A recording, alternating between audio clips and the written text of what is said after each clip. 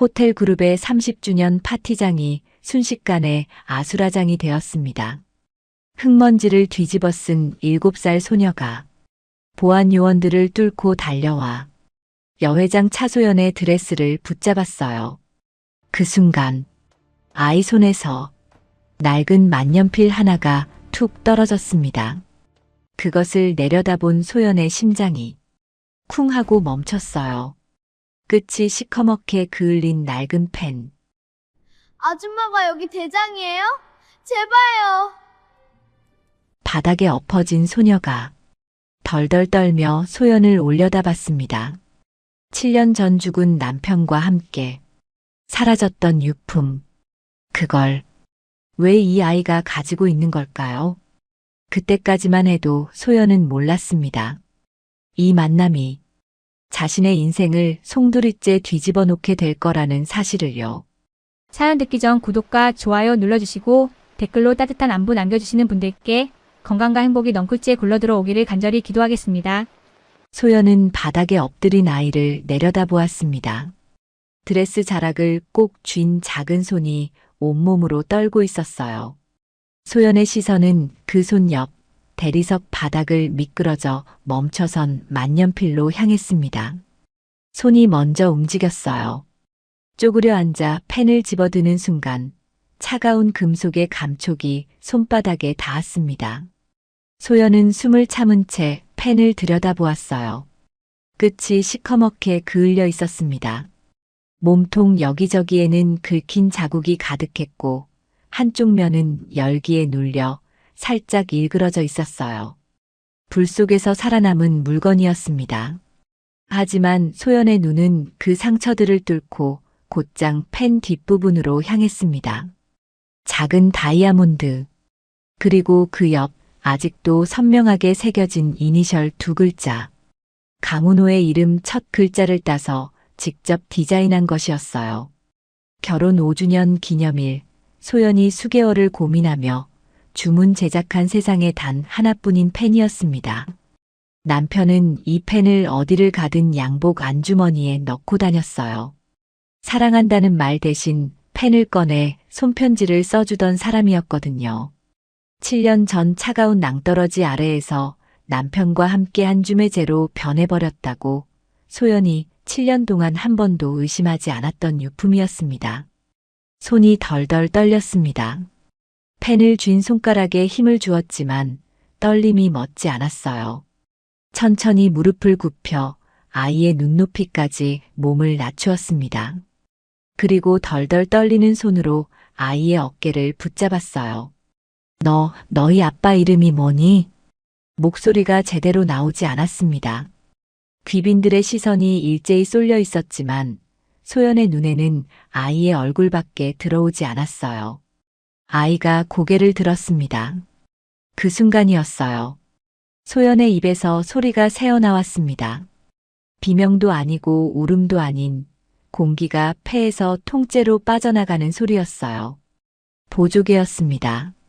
울고 있는데도 겁에 질려 온몸을 떨고 있는데도 두 뺨에 쏙 파인 그 2개의 보조개는 아무렇지 않다는 듯 선명하게 자리를 지키고 있었어요.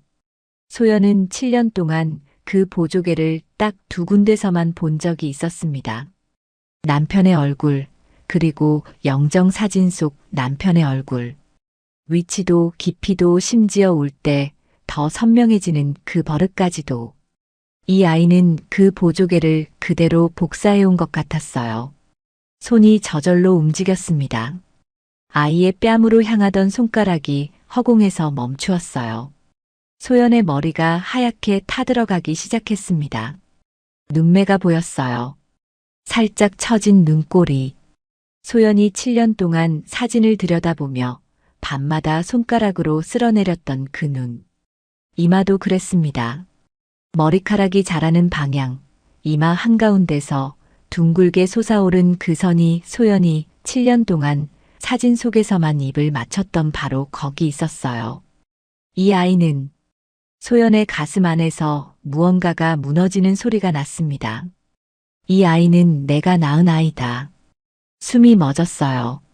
7년 전 그날 밤 수술실에서 다시는 볼 수 없다고 들었던 아이였습니다.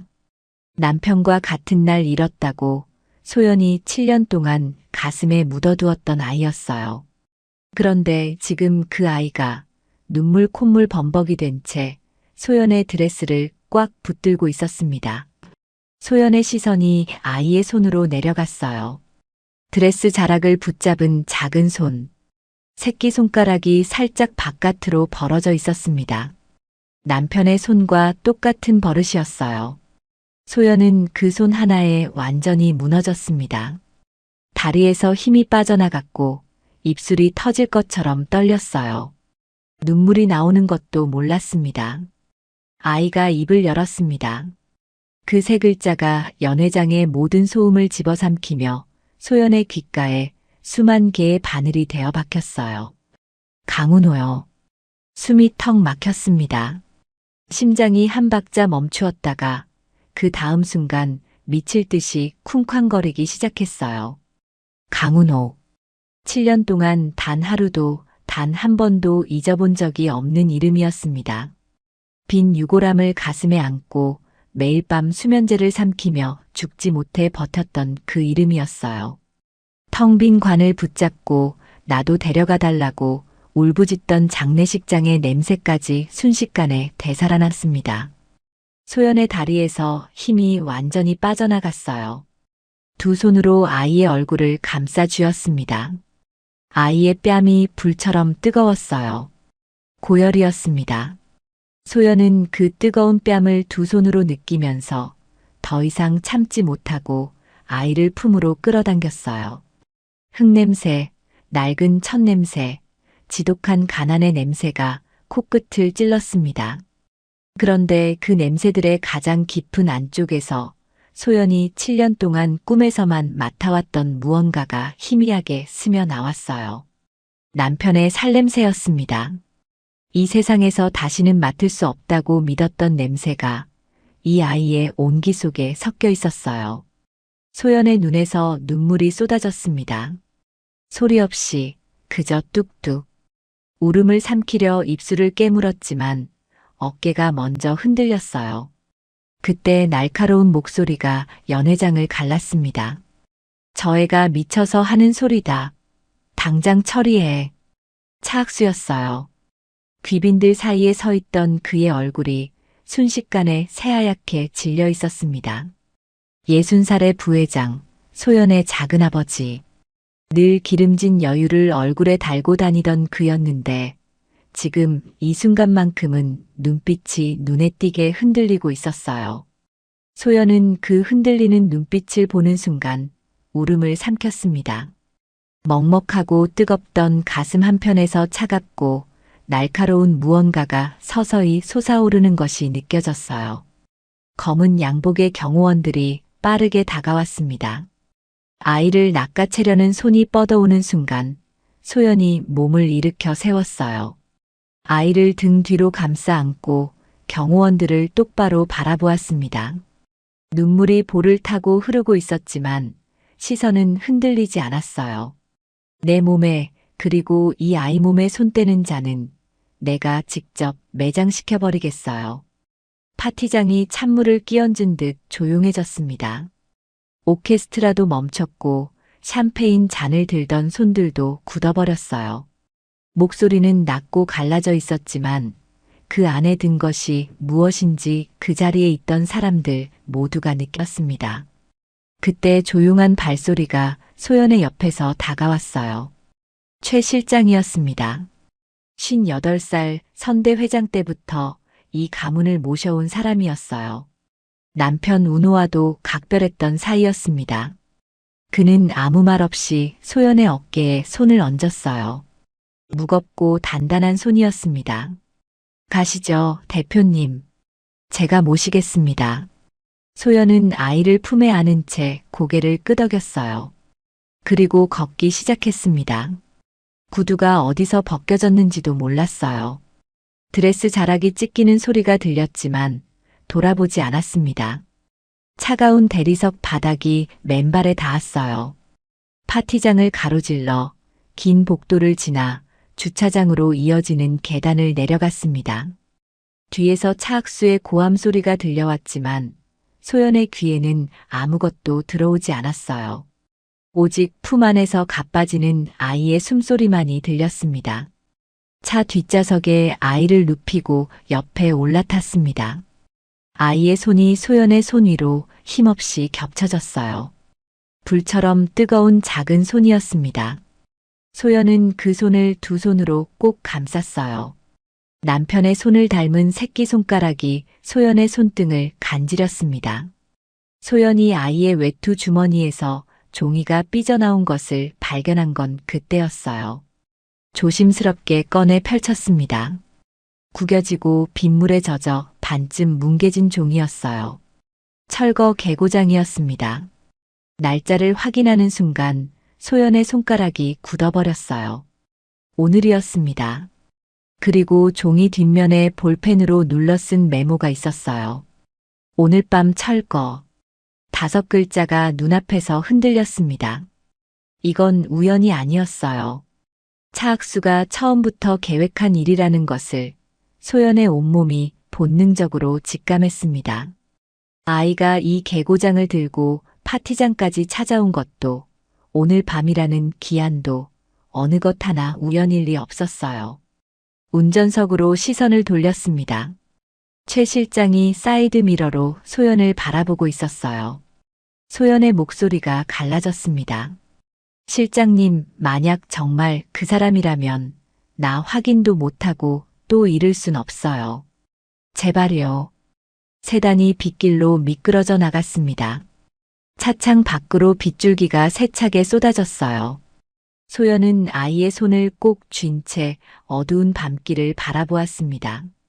사람만 있어 달라. 제발 사람만 있어 달라. 그 기도만이 빗소리를 뚫고 가슴 속에서 메아리 쳤어요. 하지만 소연은 몰랐습니다. 그 순간 이미 굴착기의 굉음이 철거촌 하늘 아래에서 울리고 있었다는 것을요. 오늘 밤이 끝나기 전까지 남은 시간이 얼마 없었어요. 빗줄기는 더 거세졌습니다. 세단의 와이퍼가 쉴 새 없이 움직였지만 앞 유리를 때리는 빗소리는 잦아들 기미가 없었어요. 소연은 뒷좌석에서 지우의 손을 꼭 쥔 채 창밖의 어둠을 바라보았습니다. 아이의 이마를 손등으로 짚어보았어요. 열이 내리지 않고 있었습니다. 오히려 더 뜨거워진 것 같았어요. 그때였습니다. 아이의 입술이 달싹였어요. 눈은 감긴 채였습니다. 아빠. 잠꼬대였어요. 가느다랗고 힘없는 목소리였습니다. 아빠 아파. 소연의 손에 힘이 들어갔어요. 가슴 한가운데가 뾰족한 것으로 찔리는 것 같았습니다. 아이는 고열 속에서도 아빠를 찾고 있었어요. 얼마나 무서웠을까요? 파티장까지 혼자 달려오던 그 작은 발로 이 어둠 속 빗길을 얼마나 오래 걸어왔을까요? 소연은 아이의 머리를 가슴으로 끌어당겼습니다. 열기가 소연의 가슴팍을 태울 것처럼 뜨거웠어요. 소연은 아이의 등을 천천히 쓸어내렸습니다. 손이 떨렸어요. 살아있어야 해. 제발 살아만 있어야 해. 한편 호텔 36층 집무실에서는 차악수가 소파에 등을 기댄 채 와인 잔을 기울이고 있었습니다. 연회장에서 소동이 벌어진 지 이제 30분이 조금 넘었을 뿐인데 그의 얼굴에는 아무런 동요가 없었어요. 오히려 느긋했습니다. 넥타이를 살짝 풀고 창가 쪽 소파에 비스듬히 앉아서 마치 오늘 밤이 그냥 평범한 저녁인 것처럼 와인을 홀짝거렸어요. 창밖으로 빗속을 달리는 차들의 불빛이 보였지만 그는 눈길조차 주지 않았습니다. 오른손으로 전화기를 들어 짧게 말했어요. 방해물은 다 밀어버려라. 오늘 밤 안에 끝내. 전화를 끊고 다시 와인 잔을 들었습니다. 붉은 액체가 잔 안에서 천천히 흔들렸어요. 차악수는 그 흔들림을 바라보며 입꼬리를 살짝 올렸습니다. 누군가를 짓밟기 직전의 여유로운 미소였어요. 7년 동안 한 번도 흔들린 적 없는 얼굴이었습니다. 조카 사위를 절벽으로 밀어냈을 때도, 갓난아기를 처리하라고 지시했을 때도 저 얼굴은 저랬을 거예요. 소연이 이 표정을 보았다면 아마 그 자리에서 심장이 멈췄을 겁니다.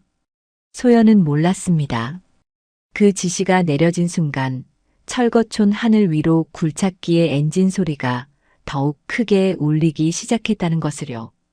세단이 포장도로를 벗어나 비포장길로 접어든 건 그로부터 몇 분 뒤였습니다. 차체가 크게 흔들렸어요. 소연이 지우를 감싸 안으며 몸으로 충격을 막았습니다. 헤드라이트가 비추는 앞길은 이미 빗물과 흙이 뒤섞여 질척한 진흙탕이 되어 있었어요. 철거촌이 가까워질수록 주변의 가로등은 하나씩 사라졌고 어둠은 더 짙어졌습니다. 실장님, 얼마나 남았어요? 5분이면 됩니다, 대표님. 최 실장의 목소리는 평온했지만 그의 눈은 룸미러에서 소연을 놓치지 않고 있었어요. 그 5분이 소연에게는 50년처럼 느껴졌습니다. 그때였어요. 차가 크게 한번 꺼졌다가 다시 흔들렸습니다. 뒷바퀴가 진흙에 빠져들었어요. 최 실장이 엑셀을 밟았지만 타이어는 그 자리에서 헛돌기만 했습니다. 앞으로도 뒤로도 꼼짝하지 않았어요. 소연은 문 손잡이를 잡았습니다. 대표님, 최 실장이 외쳤지만 소연은 이미 차 밖으로 몸을 내밀고 있었어요. 맨발이 진흙탕을 밟는 순간 발목까지 흙 속으로 파고들었습니다. 차가운 진흙의 감촉이 발바닥을 타고 올라왔어요. 빗줄기가 드레스를 순식간에 적셨습니다. 소연은 아랑곳하지 않고 차 뒤쪽으로 달려가 두 손으로 트렁크 부분을 힘껏 밀었어요. 빨리요. 빨리 밀어요. 진흙이 사방으로 튀었습니다. 얼굴로도 튀었어요. 차가운 흙덩이가 눈가에 달라붙었지만 닦을 겨를이 없었습니다. 소연은 어금니를 꽉 깨물고 온몸의 힘을 발바닥까지 끌어모았어요. 드레스 자락이 바람에 찢겼습니다. 손가락에 진흙이 박혔어요. 손톱이 부러질 것 같은 통증이 왔지만 그것도 느껴지지 않았습니다. 그냥 밀었어요. 이를 악물고 눈을 질끈 감고 발바닥으로 진흙을 박차며 밀었습니다. 마침내 타이어가 헛도는 소리가 멎고 차가 앞으로 밀려나는 소리가 났어요. 소연은 차에 오를 생각도 하지 않았습니다. 그냥 뛰었어요. 멀리서 굉음이 들려왔거든요. 어둠 속에서 두 개의 강렬한 라이트가 빛나고 있었습니다. 굴착기였어요. 거대한 기계가 천천히 그러나 멈추지 않고 비닐하우스 쪽으로 다가가고 있었습니다. 그 불빛이 마치 어둠 속에서 눈을 빛내는 괴물의 눈 같았어요. 소연의 등골이 서늘해졌습니다. 남편이 저 안에 있다면 저 괴물이 지금 남편을 향해 다가가고 있는 것이었어요. 철거촌 입구에는 이미 용역들이 진을 치고 있었습니다. 안전모를 쓰고 쇠파이프를 든 남자들이 비닐하우스 벽면을 사정없이 내리치고 있었어요. 부서지는 소리, 무너지는 소리, 그리고 그 안에서 새어나오는 비명소리가 빗소리에 뒤섞였습니다. 소연의 발이 미끄러지면서도 멈추지 않았어요. 그때 덩치 큰 남자가 소연의 앞을 가로막았습니다. 용역 반장이었어요. 소연의 어깨를 손바닥으로 세게 밀쳤습니다. 여긴 위험해요, 아줌마. 민간인은 들어오면 안 돼요. 소연은 진흙탕 위로 나동그라졌습니다. 무릎이 땅을 찍는 순간 뼈 깊은 곳까지 충격이 전해졌어요. 손바닥에 진흙과 자갈이 박혔습니다. 하지만 아픔보다 더 뜨거운 것이 가슴 안에서 끓어오르고 있었어요. 소연은 그 자리에서 남자의 바짓가랑이를 두 손으로 붙잡았습니다. 목소리가 갈라졌어요. 저 안에 사람이 있어요. 두 다리를 못 쓰는 사람이 있다고요. 죽이려는 거예요? 남자가 발을 빼내려 했지만 소연은 놓지 않았습니다. 진흙 범벅이 된 손으로 무릎을 꿇은 채로 놓지 않았어요. 눈물이 진흙물과 뒤섞여 뺨을 타고 흘렀습니다. 그 사이 최 실장이 달려왔어요. 용역 2명이 막아섰지만 최 실장은 온몸으로 그 앞을 버텼습니다. 밀고 밀리는 사이 소연은 무릎을 짚고 일어섰어요. 그리고 다시 달렸습니다. 어디로 가야 할지 몰랐어요. 이름도 주소도 어떤 집인지도 몰랐습니다. 오직 지우의 몸에서 느꼈던 온기, 아이의 등에 배어있던 그 냄새만을 따라 무작정 달렸어요. 그때였습니다. 시야 한쪽에 무언가가 눈에 들어왔어요. 비닐과 판자로 얼기설기 엮어 만든 낡은 우편함이었습니다. 빗속에서도 글씨가 선명하게 읽혔어요. 강운호. 소연의 발이 그 자리에서 딱 멈췄습니다. 숨이 멎었어요. 손이 우편함을 향해 천천히 뻗어나갔습니다. 손가락 끝이 닿는 순간 소연의 눈에서 눈물이 왈칵 쏟아졌어요. 7년이었습니다. 7년 동안 빈 유골함 앞에서만 불렀던 이름이 지금 이 녹슬고 찌그러진 우편함 위에 수수하게 쓰여 있었어요. 아내인 자신도 몰랐던 주소로 아무도 찾지 않는 이 철거촌 한 구석에서 남편은 살고 있었던 것이었습니다. 여기였어요. 남편이 7년을 버텨온 곳이. 이 작은 우편함 옆에, 이 찢어진 비닐 안에 두 다리를 못 쓰는 채로 소연은 우편함 위에 이마를 댔습니다. 빗물이 뺨을 타고 흘렀는지 눈물이 흘렀는지 분간이 되지 않았어요. 온몸의 힘이 다 빠져나가는 것 같았습니다. 이 이름 석자 하나를 붙잡고 여기까지 달려온 것이 새삼 실감되었어요. 바로 그 순간이었습니다. 귀를 찢는 굉음이 터져 나왔어요. 굴착기의 거대한 삼날이 우편함 바로 옆 비닐하우스의 천장을 향해 내리누르기 시작했습니다. 뼈대가 휘고 비닐이 찢기고 내부에서 뭔가 와르르 무너지는 소리가 났어요. 소연의 눈이 그 비닐하우스 입구를 향했습니다. 우편함에서 딱 2걸음 거리였어요. 소연의 비명이 빗소리를 뚫고 밤하늘로 솟구쳐 올랐습니다. 비명이 터져 나온 직후였습니다. 소연의 다리가 먼저 움직였어요. 굴착기 삼날이 비닐하우스 천장을 짓누르고 있었습니다. 거대한 쇠덩이가 천천히 내려오는 그 아래로 소연은 몸을 최대한 낮추어 기어들어갔어요. 무릎이 진흙을 찍었습니다. 손바닥이 날카로운 자갈을 밟았어요. 아픔이 느껴지지 않았습니다. 오직 눈앞에 삼날이 보였고 그 삼날이 향하는 비닐하우스 입구가 보였어요. 소연은 그 입구 앞에 등을 돌리고 섰습니다. 2 팔을 옆으로 벌렸어요. 떨리는 다리로 땅을 딛고 굴착기를 똑바로 바라보았습니다. 진흙 범벅이 된 드레스가 빗속에서 바람에 펄럭였어요. 이 안에 사람이 있어요. 목소리가 갈라졌습니다. 하지만 빗소리도 기계 굉음도 그 외침을 막지 못했어요. 용역들이 멈칫했습니다. 굴착기 기사도 조작을 멈추었어요. 소연은 그 찰나의 정적 속에서 숨을 한 번 들이쉬고 더 크게 소리쳤습니다. 사람 죽이고도 당신들 편히 살 줄 알아요? 여기 2 다리 못 쓰는 사람이 있다고요. 굴착기가 멈췄습니다. 철거 현장이 순식간에 쥐 죽은 듯 조용해졌어요. 용역들이 서로 눈치를 보았습니다. 이 여자를 어떻게 처리해야 할지 아무도 선뜻 움직이지 못했어요. 바로 그 사이였습니다.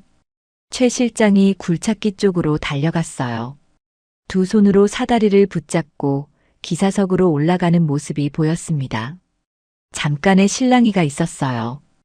그리고 굴착기 엔진 소리가 뚝 끊겼습니다. 빗소리만 남았어요.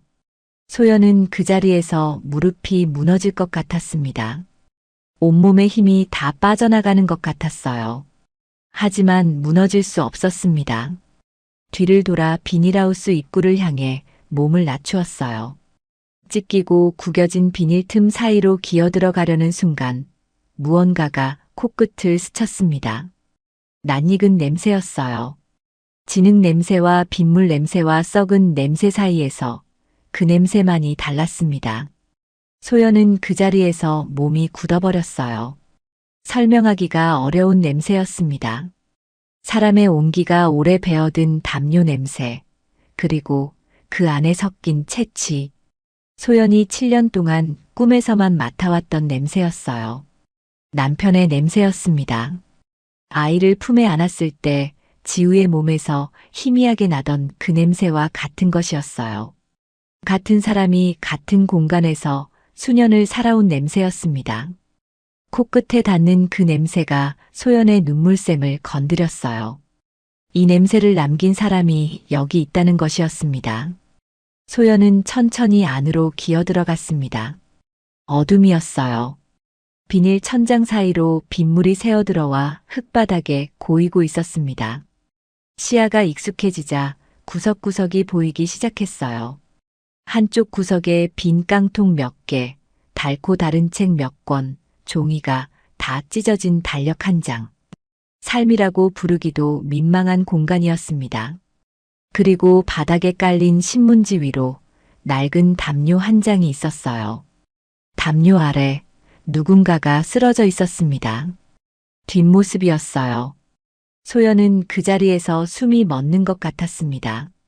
비쩍 마른 어깨, 툭툭 튀어나온 등뼈, 앙상하게 야윈 목덜미. 7년 전 기억 속의 남편은 그렇지 않았어요. 건강했고 넓었고 단단했습니다. 소연이 기대면 세상을 다 안아줄 것 같던 어깨였어요. 지금 눈앞의 이 뒷모습은 그 사람이 아닌 것 같았습니다. 그러나 소연의 몸은 알았어요. 아무것도 확인하지 않았지만 온몸이 먼저 알아버렸습니다. 목덜미의 선이 그랬어요. 왼쪽 어깨가 오른쪽보다 살짝 낮게 처지는 그 모습이 그랬습니다. 소연이 결혼 후 수백 번 등 뒤에서 안아본 바로 그 어깨였거든요. 입술이 달싹였지만 소리가 나오지 않았어요. 소연은 두 손으로 흙바닥을 짚으며 그쪽으로 기어갔습니다. 무릎이 신문지를 밟았어요. 손이 담요 끝에 닿았습니다. 조심스럽게 담요를 들어 올렸어요. 그 순간 소연의 손이 굳어버렸습니다. 남편의 다리였어요. 정강이부터 발끝까지 새카맣게 변해 있었습니다. 괴사였어요. 피부가 죽어가고 있었습니다. 얼마나 오래된 것인지 소연은 의사가 아니어도 알 수 있었어요. 저 다리는 치료받지 못한 채 오랫동안 방치된 것이었습니다. 소연은 손으로 입을 틀어막았어요. 소리 없는 비명이 가슴 안에서 터져 나왔습니다.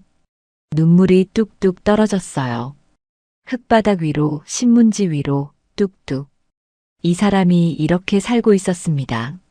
소연이 매일 밤 약을 삼키며 죽지 못해 버티던 그 7년 동안 이 사람은 두 다리가 썩어가는 고통을 참으면서 여기서 버티고 있었어요.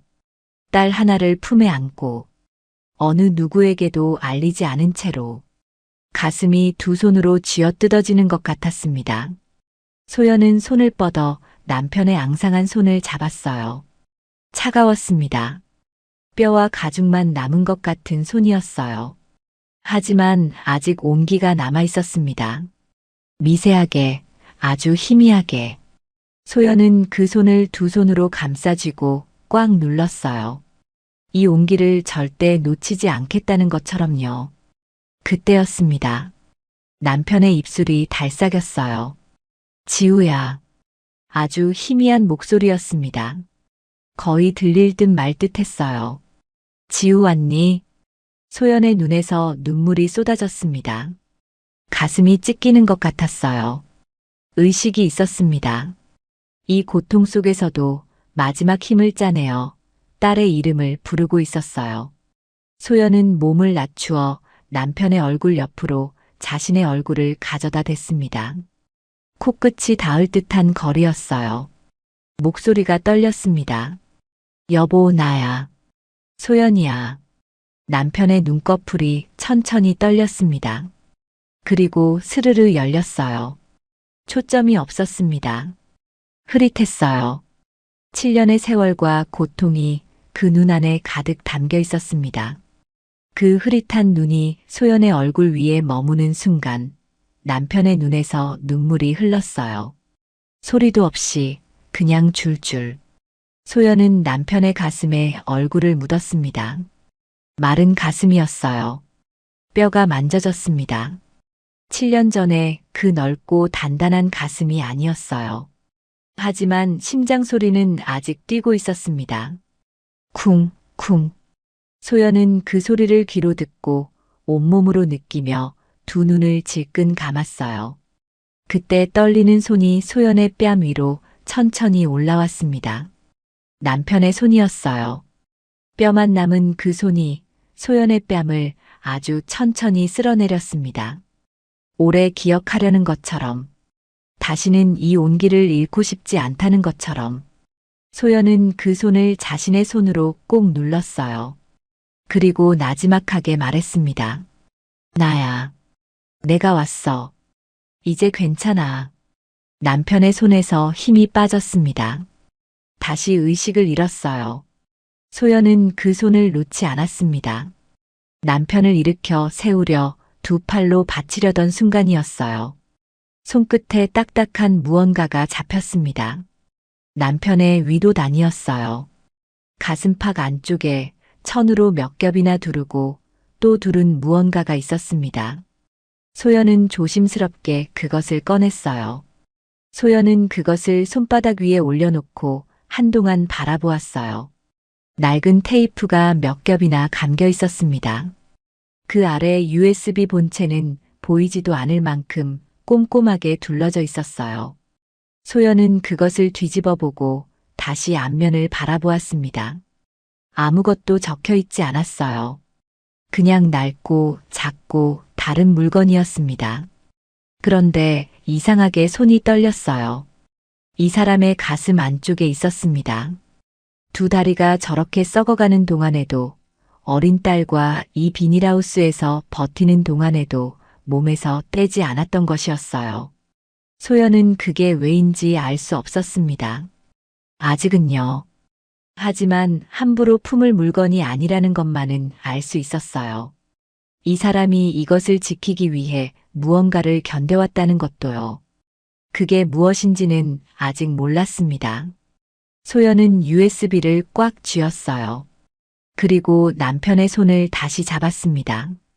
일단 살려야 했어요. 나머지는 그 다음이었습니다. 구급차 안은 조용했습니다. 사이렌도 울리지 않았어요. 최 실장이 미리 준비해둔 차였습니다. 어떤 기록도, 어떤 흔적도 남기지 않기 위해서였어요. 들것 위에는 남편이 누워 있었고 그 옆 좁은 자리에 지우가 기대어 앉아 있었습니다. 소연은 두 사람 사이에 앉아 오른손으로는 남편의 손을, 왼손으로는 지우의 손을 꽉 쥐었어요. 두 손 모두 차가웠습니다. 두 손 모두 소연이 지켜야 할 사람들이었어요. 그때 지우가 몸을 꿈틀거렸습니다. 열이 올라 흐릿하던 눈이 조금 떠졌어요. 아이는 외투 안쪽을 더듬더듬 뒤지더니 꼬깃꼬깃하게 접힌 종이 한 장을 꺼내 소연에게 내밀었습니다. 낡은 잡지 기사였어요. 가장자리가 너덜너덜하게 달아 있었고 접힌 자리마다 하얗게 빛이 발해 있었습니다. 기사 한가운데 소연의 얼굴 사진이 실려 있었어요. 꽤 오래된 사진이었습니다. 소연이 처음 대표직을 맡았을 때 찍힌 것이었어요. 아이가 입을 열었습니다. 고열로 갈라진 목소리였어요. 아빠가 다리가 썩어서 못 일어나요. 매일 밤 이 아줌마 사진 보면서 울었어요. 이 대장 아줌마가 나 지켜줄 거라고. 그래서 아빠 쓰러진 동안 제가 몰래 만년필 들고 왔어요. 우리 아빠 좀 살려주세요. 소연의 손에서 잡지가 미끄러져 바닥으로 떨어졌습니다. 소연은 그것을 줍지 못했어요. 줍는 것을 잊었습니다. 남편이 7년 동안 이 사진을 보며 울었다는 것이었어요. 두 다리가 썩어가는 고통 속에서도 이 사진 한 장을 붙들고 살아왔다는 것이었습니다. 소연의 가슴 한가운데가 뭉텅 잘려나가는 것 같았어요. 소리 없이 아무도 모르게 그냥 무너져 내렸습니다. 아이를 꽉 끌어안았어요. 말이 나오지 않았습니다. 구급차가 빗길을 달리는 동안 소연의 눈앞에 7년 전의 장면들이 하나씩 밀려왔어요. 2017년 봄이었습니다. 소연이 29살 되던 해였어요. 저녁 늦게 경찰에서 전화가 왔습니다. 남편의 차가 산길 낭떠러지로 추락해 전소되었다는 연락이었어요. 소연은 그 말을 듣는 순간 전화기를 쥔 채 그 자리에 주저앉았습니다. 다리가 말을 듣지 않았어요. 소리를 질러야 한다고 생각했지만 목소리가 나오지 않았습니다. 그저 차가운 바닥에 앉아 끊어진 전화기만 내려다보았어요. 밖에서는 봄비가 내리고 있었습니다. 창문을 두드리는 빗소리가 어찌나 평온하게 들리던지 소연은 그 소리가 오히려 낯설고 잔인하게 느껴졌어요. 그리고 소연은 쓰러졌습니다. 하열이었어요. 수술실에서 눈을 떴을 때 의사가 말했습니다. 아이가 사산되었다고요. 7달을 품었던 아이였어요. 남편이 죽었다는 소식을 들은 그 충격이 몸을 무너뜨린 것이었습니다. 소연은 그 말이 무슨 뜻인지 처음에는 이해하지 못했어요. 수술실 천장만 바라보았습니다. 눈물도 나오지 않았어요. 그저 텅 빈 느낌이었습니다. 마치 자신 안에 있던 모든 것이 한꺼번에 쏟아져 나간 것 같았어요. 남편도, 아이도, 앞으로의 시간도. 전부 다요. 남편의 장례식에서 소연은 관을 두 손으로 붙잡고 울부짖었어요. 목이 쉬도록 나도 데려가라고, 왜 나만 두고 가냐고. 주변 사람들이 소연의 팔을 잡아 끌었지만 소연은 손을 놓지 않았습니다. 그 관 안에 남편과 아이가 함께 들어있는 것 같았거든요. 두 사람을 한꺼번에 보내는 것 같았어요. 그날 이후 소연은 수면제 없이는 잠들지 못했습니다.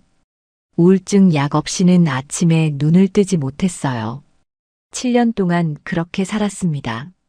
살아있었지만 살고 있다고 말할 수는 없는 시간이었어요. 그런데 이 사람은 그 7년 동안 소연의 사진을 보며 울고 있었던 것이었습니다. 구급차가 병원 지하 주차장으로 미끄러져 들어왔습니다. 남편이 중환자실로 옮겨지고 지우가 소아과 병동으로 이송되는 사이 소연은 최 실장과 함께 복도 끝 의자에 나란히 앉았어요. 두 사람 모두 아무 말도 하지 않았습니다. 빗물에 젖은 드레스에서 물이 뚝뚝 떨어졌어요. 그때 병실 문이 거칠게 열렸습니다. 차학수였어요. 양복은 흐트러짐 없이 반듯했고 얼굴에는 여전히 그 기름진 여유가 걸려 있었습니다. 하지만 눈빛은 달랐어요. 날이 서 있었습니다. 그는 소연 앞에 서서 낮고 느린 목소리로 말했어요. 죽은 놈을 살려낼 셈이냐. 꼴 좋다. 소연의 손이 무릎 위에서 주먹을 쥐었습니다. 손톱이 손바닥을 파고들었어요. 하지만 입술은 굳게 다물었습니다. 지금 여기서 흔들리면 안 된다는 것을 알았어요. 차학수가 복도를 따라 중환자실 쪽으로 걸어갔습니다. 그리고 잠시 뒤 소연의 눈에 낯선 장면이 들어왔어요. 중환자실 유리창 너머로 차학수가 당직 의사와 무언가를 나누고 있었습니다. 짧은 대화였어요. 의사가 천천히 고개를 끄덕였습니다. 차학수가 양복 안주머니에서 무언가를 꺼내 의사의 손에 쥐어주었어요. 의사는 그것을 빠르게 가운 주머니 안으로 집어넣었습니다. 두 사람이 동시에 유리 너머 소연 쪽을 흘깃 보았어요. 시선이 마주쳤습니다. 차학수는 그냥 지나쳤어요. 아무 일도 없다는 듯이요. 등골이 서늘해졌습니다. 소연은 최 실장의 팔을 잡았어요. 실장님, 저 의사 지금 남편한테 무슨 짓 하려는 거예요? 최 실장의 얼굴이 굳어졌습니다. 그는 즉시 중환자실 담당 간호사에게 다가가 무언가를 조용히 확인했어요. 그리고 소연에게 돌아와 나지막하게 말했습니다. 투약 지시가 바뀌었습니다. 제가 맡겠습니다. 소연은 복도 바닥에 무릎을 꿇었어요. 최 실장이 황급히 부축하려 했지만 소연은 손을 저었습니다. 그리고 최 실장의 두 손을 꼭 잡았어요. 목소리가 떨렸습니다. 우리 그이 한 번만 더 빼앗기면 나 진짜 못 버텨요. 실장님, 제발 지켜주세요. 최 실장은 아무 말 없이 소연의 손을 꼭 쥐었습니다. 그것으로 충분했어요. 다음 날 아침이었습니다. 포털 사이트 메인에 기사가 떴어요. 차소연 대표 정체불명 남성 병원 이송. 가짜 남편 내세워 경영권 사기 의혹. 호텔 홍보팀 발이었습니다. 기사에는 소연의 사진도 함께 실려 있었어요. 전화기가 쉼없이 울렸지만 소연은 받지 않았습니다. 받을 힘이 없었어요. 그날 오후 남편이 각혈을 시작했습니다. 중환자실 유리 너머로 붉은 것이 보이는 순간 소연은 병실 문을 박차고 들어갔어요. 담당 의사의 팔을 붙잡았습니다. 제 피라도 뽑아가세요. 뭐든 할게요. 제발 살려주세요. 의사는 소연을 부드럽게 밖으로 데리고 나갔어요. 최 실장이 소연의 어깨를 감쌌습니다. 그날 밤 늦게였어요. 최 실장이 노트북 화면을 소연에게 돌려 보여주었습니다. USB 안의 파일들을 분석한 결과였어요. 7년 전 사고 당일 차학수가 사고를 위장해 의뢰한 지시 문서와 이체 내역이 있었습니다. 거기서 끝이 아니었어요. 1,000억 원대 비자금 장부 스캔본, 직접 지시를 내리는 목소리가 담긴 통화 녹취, 사고 현장 인근의 위치 기록, 주고받은 지시 메시지, 그리고 사고 직후 거액이 지급된 보험 서류까지. 남편이 목숨 걸고 7년을 지켜온 것이 무엇인지 소연은 그제야 완전히 이해했습니다. 이것 하나로 차학수의 모든 것을 끝낼 수 있었어요. 최 실장이 조용히 말했어요. 싸울 수 있습니다, 대표님. 소연은 화면을 한동안 바라보았습니다. 눈물이 나오지 않았어요. 그 대신 가슴 안 어딘가에서 오랫동안 꺼져 있던 무언가가 다시 켜지는 것 같았습니다. 그때였어요. 복도 저 끝에서 소리가 들려왔습니다. 구두 소리였어요. 한 명이 아니었습니다. 여러 명의 구두 소리가 일정한 박자로 이쪽을 향해 다가오고 있었어요. 검은 옷을 입은 남자들이었습니다. 병원 직원이 아니었어요. 얼굴에 어떤 표정도 없었고 시선은 오직 소연 한 명을 향하고 있었습니다. 최 실장이 자리에서 일어섰어요. 그의 몸이 소연 앞을 가로막았습니다. 소연은 그제야 깨달았습니다. 차학수가 아직 끝내지 않았다는 것을요. 오히려 지금부터가 진짜 시작이라는 것을요. 그리고 자신이 이 자리에서 무너지면 남편도 지우도 지킬 수 없다는 것을요. 버텨야 해. 여기서 쓰러지면 안 돼. 구두 소리가 멈추는 순간 소연의 손이 무의식처럼 바닥을 짚었습니다. 복도 저 끝에서 걸어오는 사람들의 윤곽이 시야에 들어왔어요. 흰 가운을 입은 의사 2명, 그 옆에 검은 옷의 남자들, 그리고 맨 뒤에 천천히 아주 여유롭게 걸어오는 차학수. 소연은 바닥에 손을 짚은 채 그 행렬을 바라보았습니다. 다리에 힘이 없어서 일어서지 못하는 건지 아니면 일어서는 것이 무의미하다는 것을 몸이 먼저 알아버린 건지 소연 자신도 알 수 없었어요. 의사 한 명이 서류를 내밀었습니다. 소연은 그것을 받아들었어요. 종이의 감촉이 손끝에 닿았습니다. 딱딱하고 공식적인 감촉이었어요. 서류에는 소연의 이름이 인쇄되어 있었고 그 아래 긴 문장들이 빼곡히 채워져 있었습니다. 정신이 온전하지 않아 스스로 판단하고 결정할 능력이 없다는 내용이었어요. 의사의 도장이 2군데 찍혀 있었습니다. 서류를 읽는 소연의 손가락이 가늘게 떨리기 시작했어요. 도장이 찍힌 자리를 손가락으로 짚어보았습니다. 잉크가 번진 그 자국이 손끝에 차갑게 느껴졌어요. 이 서류 한 장이 소연이라는 사람을 지워버리는 서류였습니다. 차학수가 소연의 눈높이로 몸을 낮추며 말했어요. 목소리가 낮고 평온했습니다. 조용히 따라가면 다들 편해. 내가 선택해. 소연은 입술을 꽉 깨물었습니다. 서류를 쥔 손에 힘이 들어가 종이가 구겨졌어요. 버텨야 한다는 생각과 이미 늦었다는 생각이 가슴 안에서 부딪혔습니다. 그 사이 검은 옷의 남자 둘이 소연의 양팔을 붙잡았어요. 소연은 발버둥쳤습니다. 두 팔에 힘을 주어 빠져나오려 했어요. 하지만 남자들의 손이 팔뚝 깊숙이 파고드는 감촉을 이길 수 없었습니다. 그때였어요. 차학수가 중환자실 유리문을 밀고 천천히 안으로 걸어 들어가는 것이 보였습니다. 구두 밑창이 병실 타일 위에 닿을 때마다 묵직한 소리가 울렸어요. 소연의 눈이 그 뒷모습을 놓치지 않으려 따라갔습니다.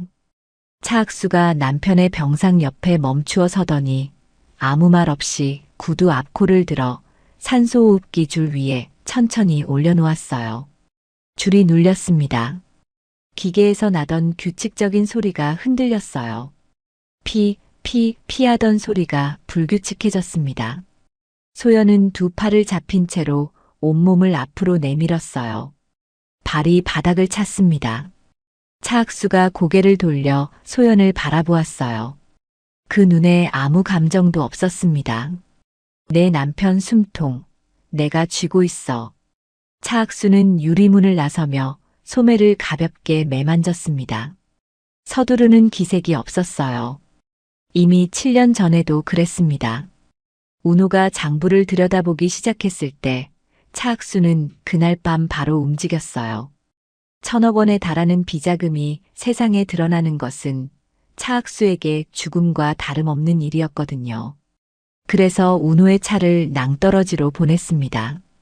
그래서 아이도 없앴어요.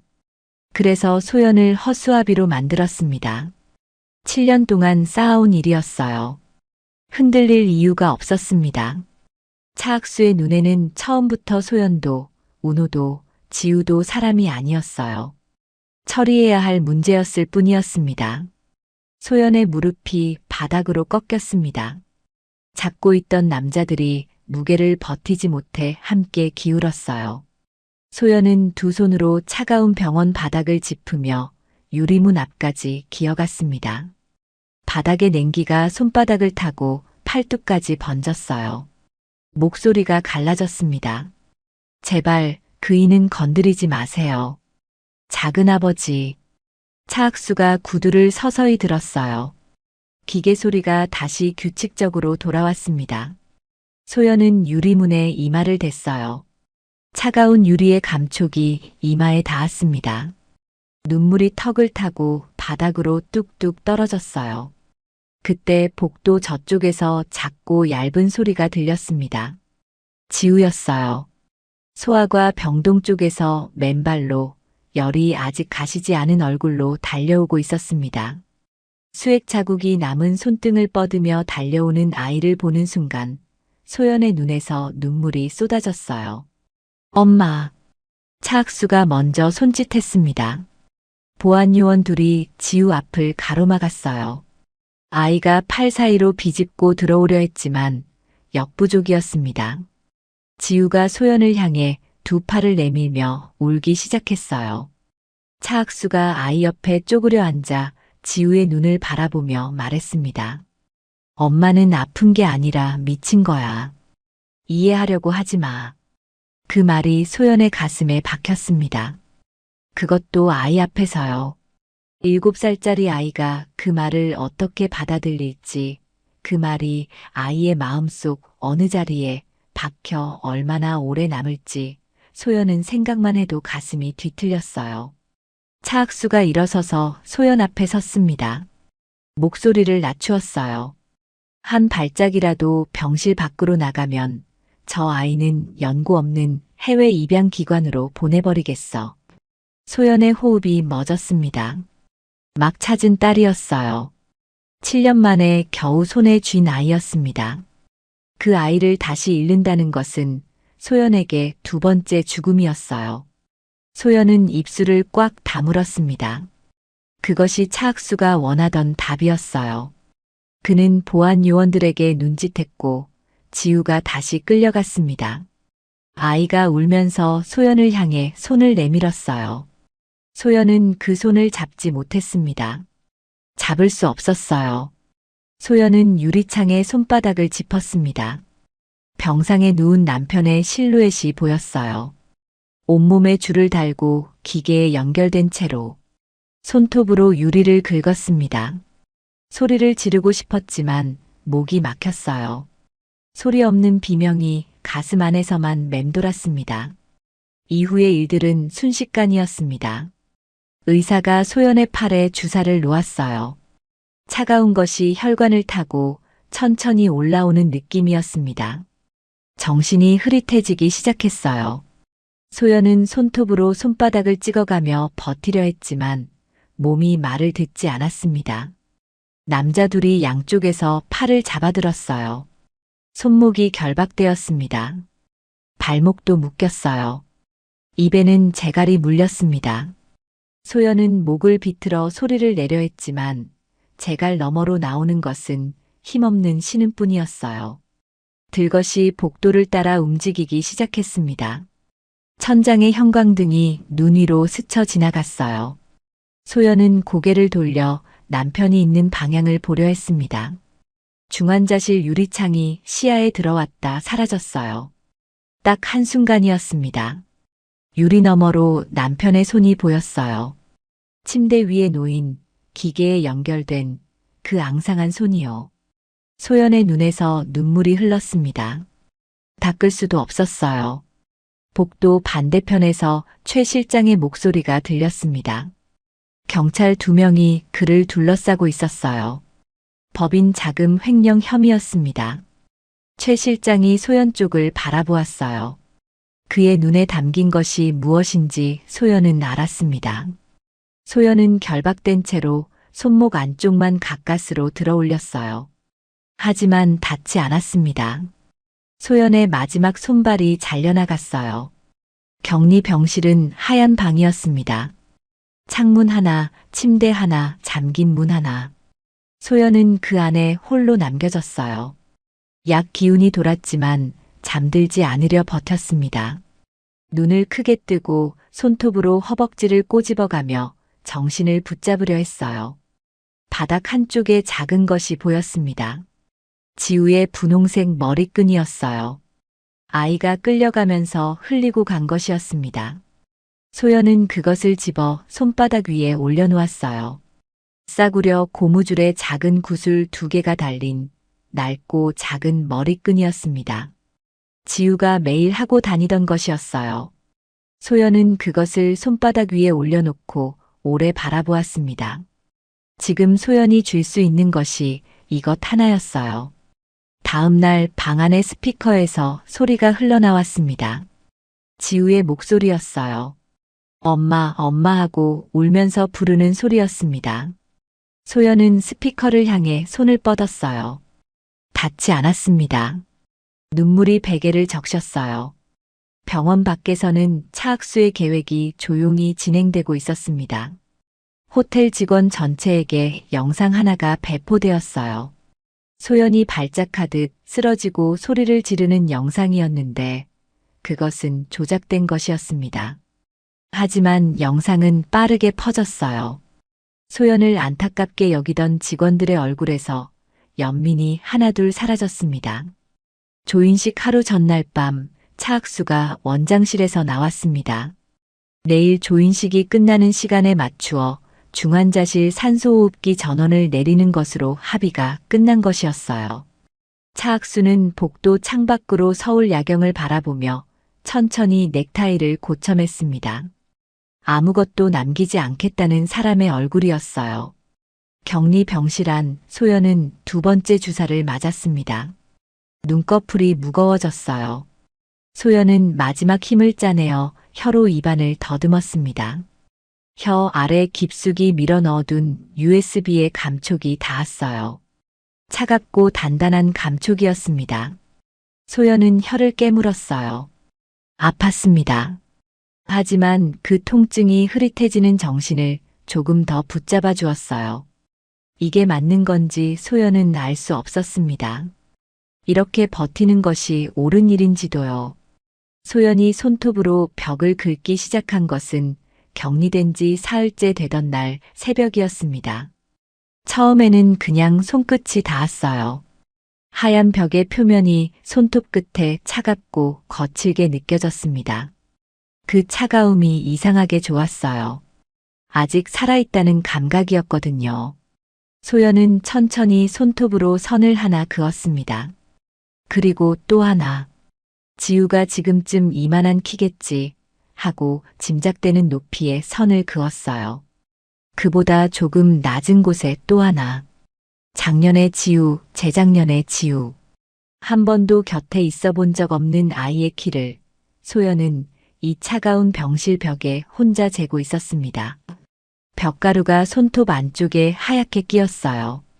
소연은 그것을 엄지손가락으로 천천히 문질렀습니다. 눈물이 났어요. 닦지 않았습니다. 일어나야 해. 지우 때문에라도. 소연은 사흘 동안 이 방 안에서 한 가지만 생각했어요. 차학수가 자신을 죽이지 않고 가두어둔 이유가 무엇인지를요. 죽이면 더 간단했을 텐데. 그런데 왜 격리만 했을까요? 생각하면 생각할수록 답은 하나였습니다. 소연이 살아있어야만 차학수가 손에 넣을 수 있는 것이 있었어요. 조인식 최종 서명이었습니다. 차소연 명의가 없으면 계약 자체가 무효였거든요. 수천억 원짜리 리베이트가 걸린 계약이었어요. 소연이 도장을 찍지 않으면 해외 투자자들은 한 푼도 내놓지 않을 것이었습니다. 차학수가 7년을 공들여 준비한 판이 하루아침에 뒤집히는 것이었어요. 그 숫자가 차학수의 사리를 붙잡고 있는 유일한 줄이었습니다. 소연은 그것을 사흘 내내 되풀이해서 생각했어요. 약 기운에 정신이 흐릿해질 때마다 손톱으로 손바닥을 찍으며 이 생각 하나를 붙들었습니다. 소연은 창가로 걸어가 겉옷 주머니 안을 더듬었어요. 손끝에 종이봉투에 감촉이 닿았습니다. 격리 직전 최 실장이 몰래 찔러 넣어준 것이었어요. 봉투 안에는 서류 2장이 들어 있었습니다. 꺼내 펼치는 손가락이 가늘게 떨렸어요. 첫 번째 서류는 변호사 공증을 받은 유언장이었습니다. 소연이 시신으로 발견될 경우 차소연 명의의 모든 경영권이 즉시 사회공익재단으로 귀속된다는 내용이었어요. 두 번째는 해외 투자자들이 직접 보내온 공문이었습니다. 차소연 회장이 조인식에 직접 참석하지 않으면 투자를 전면 철회하겠다는 내용이었어요. 소연은 두 서류를 손에 쥐었습니다. 종이가 손바닥에 닿는 감촉이 차갑고 단단했어요. 이 2장이 전부였습니다. 소연이 가진 펜은 이것뿐이었어요. 그러나 충분했습니다. 면회를 신청하자 차학수는 2시간 만에 나타났어요. 병실 문을 열고 들어오는 그의 얼굴에는 여전히 그 여유가 걸려 있었습니다. 쓰러진 사람을 내려다보는 사람의 여유였어요. 하지만 소연은 침대 끝에 반드시 앉아 그를 기다리고 있었습니다. 차학수의 눈이 잠깐 좁아졌어요. 소연은 아무 말 없이 유언장을 내밀었습니다. 차학수가 그것을 받아 읽어 내려갔어요. 읽는 속도가 느려졌습니다. 멈추었어요. 소연은 그 타이밍에 두 번째 서류를 그의 손 위에 올려놓았습니다. 소연의 목소리가 떨리지 않았어요. 제가 조인식에 나타나지 않으면 계약은 끝이에요. 제가 죽으면 경영권은 재단으로 넘어가요. 어느 쪽이든 작은 아버지한테 남는 게 없어요. 차학수가 서류를 내려놓았습니다. 창밖을 바라보다 소연을 바라보았어요. 그 눈 안에서 무언가를 계산하는 빛이 움직였습니다. 소연은 그 눈을 피하지 않았어요. 차학수가 낮게 물었습니다. 조건이 뭐냐? 최 실장 석방, 남편 치료 보장, 지우 혼자 두지 않기. 세 가지예요. 차학수가 천천히 고개를 끄덕였어요. 지는 것을 삼키는 사람의 얼굴이었습니다. 그는 몸을 돌리다 문 앞에서 잠깐 멈추었어요. 뒤를 돌아보지 않은 채 말했습니다. 허튼 짓 하면 내 남편은 죽어. 문이 닫혔습니다. 소연은 그제야 손을 무릎 위에 내려놓았어요. 손바닥에 땀이 배어 있었습니다. 서류를 꽉 쥐고 있었던 자리에 손톱 자국이 반달 모양으로 찍혀 있었어요. 소연은 그 자국을 손가락으로 짚었습니다. 아팠어요. 하지만 그 통증이 오히려 반가웠어요. 살아있다는 감각이었으니까요. 병원 정문을 나선 것은 그날 저녁 무렵이었습니다. 자동문이 열리는 순간 바깥 공기가 얼굴을 감쌌어요. 소연은 그 자리에 잠깐 서서 눈을 감았습니다. 차 매연과 저녁 밤 냄새가 섞인 그냥 평범한 거리의 냄새였어요. 그런데 그게 콧 속에 들어오는 순간 눈물이 났습니다. 왜 눈물이 나는지 소연 자신도 몰랐어요. 주차장 구석에 낡은 차 한 대가 서 있었습니다. 운전석 창문이 내려져 있었고 그 안에서 최 실장이 고개를 들었어요. 수염이 며칠치 자라 있었습니다. 눈밑이 거뭇거뭇했어요.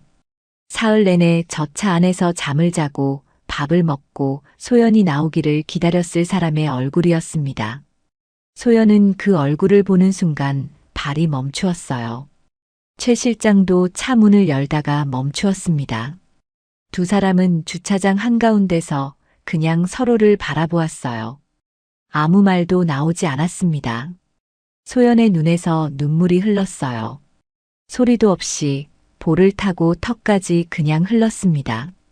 최 실장이 차에서 내려 소연 앞에 섰어요.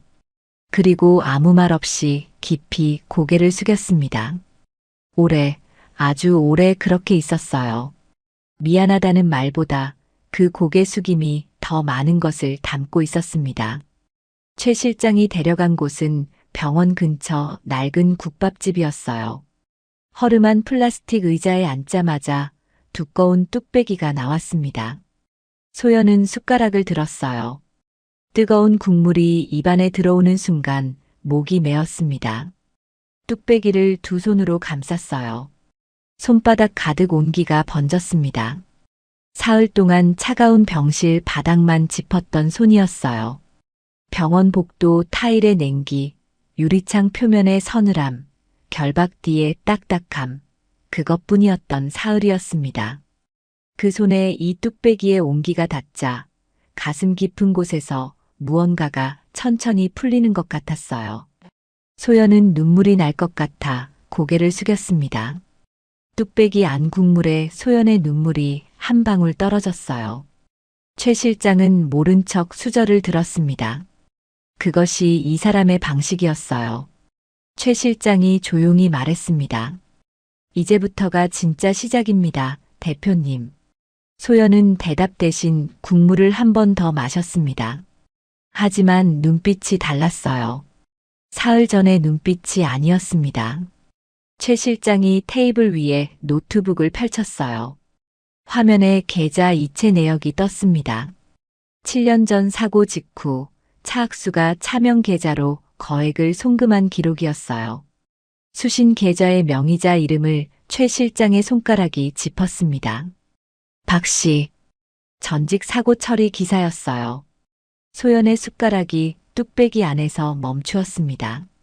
남편이 7년 동안 살을 꿰매어 품속에 숨겨온 USB 안에 이 이름이 들어있었어요. 그냥 이름 하나가 아니었습니다. 7년 전 그 밤 낭떠러지 아래에서 무슨 일이 있었는지 알고 있을 사람이었어요. 법정에서 입을 열면 차학수의 모든 것이 끝날 수 있는 사람이었습니다.